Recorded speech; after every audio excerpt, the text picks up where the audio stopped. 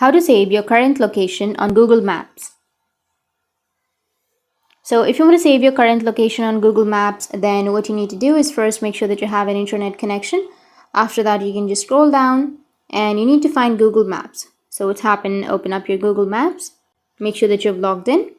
Now you need to select a location that you would like to save. So for example, I'm at this location. Make sure that you've turned on the location services also. Now once you've selected your location, you need to tap on saved, which is on the bottom middle. And now to save the location, you need to just tap on home option. So tap on get started under home, and here you need to go with continue, which is on the bottom, and it will look for the most precise address, and you will have your home address. You need to tap on save, which is on the bottom right, and tap on done. That's it. That's how you can save your current location on your Google Maps.